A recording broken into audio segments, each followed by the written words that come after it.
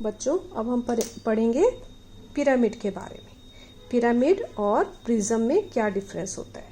जैसे आपको बताया था, प्रिज्म में ऊपर और निचली सिरा क्या होता है, समतल होता है, लेकिन पिरामिड में देखो बच्चों, समतल फलकों से घिरी वह त्रिविमीय आकृति होती है जिसका एक फलक त्रिभुज हो सकता है या चतुर्भुज हो सकता है अथवा बहुभुज होता है, तथा अन्य सभी फलक त्रिभुज होते हैं जो आधार से बाहर एक संनिष्ठ बिंदु पर मिलते हैं। ठीक है। अब बच्चों जैसे ये है,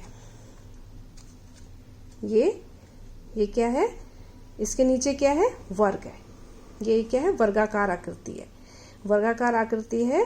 और इसमें इसकी जो ये जो फलकें हैं, ये फलकें हैं, ये क्या है, त्रिभुजाकार है। और अगर हम इसको जोड़ दें, ऐसे जोड़ दें ये किसी बिंदु पर, तो ये कहाँ मिलती है, किसी एक बिंदु पर मिल रही हैं।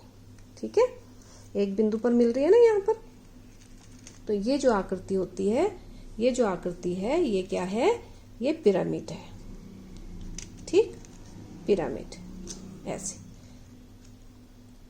और ये जैसे मंदिर का गुंबद होता है, दैनिक जीवन में इसका उदाहरण क्या है, मंदिर का गुंबद।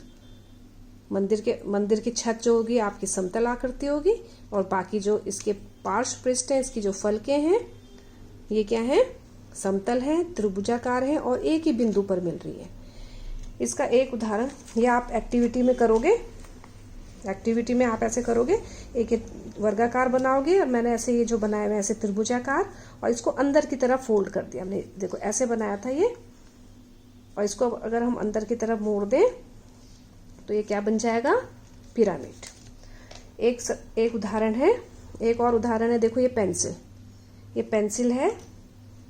ठीक है, इसका जो है ये देखो निचला हिस्सा 1 2 3 4 5 6, ये षटभुज है, ये षटभुज है। तो ये और इसके जो बाकी हिस्से होंगे त्रिभुजाकार है ऐसे। ये कहाँ बिंदु, एक ही बिंदु पर मिल रहे हैं, देखो यहाँ पर एक ही बिंदु पर मिल रहे हैं। तो ये क्या है, ये पिरामिड है, ये पिरामिड है। ठीक है।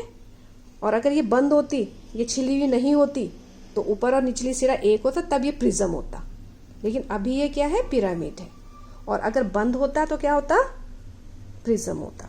तो ये फर्क है पिरामिड और प्रिज्म में। तो आपने ये एक्टिविटी भी करनी है। और जितने नीचे भुजाएं होगी, सब आधार में जितनी भुजाओं वाला ये भुजाएं होंगी प्रिज्म की, उतने ही इसके फलकें होंगी। ठीक है। ये जैसे वर्गाकार था तो 4 भुजाएं होती हैं वर्ग में, तो इसकी फलकें भी कितनी है, 4 फलकें। इसकी बच्चों एक और है कि प्रिज्म और पिरामिड को उसके आधार के अनुसार नामांकित किया जाता है, उसको वैसे ही कहा जाता है। जैसे अगर त्रिभुजाकार पिरामिड है तो उसको, अगर आधार त्रिभुजाकार है तो उसको त्रिभुजाकार पिरामिड बोलेंगे। अगर षटभुजीय प्रिज्म है, जैसे ये था अभी पेंसिल थी ये, ठीक है, इसमें षटभुज थी तो इसको षटभुजीय प्रिज्म बोलेंगे। अगर ये वर्ग था नीचे तो इसका वर्गाकार पिरामिड बोलेंगे। और अगर किसी का आयताकार है तो उसको आयताकार पिरामिड बोलेंगे। ठीक है।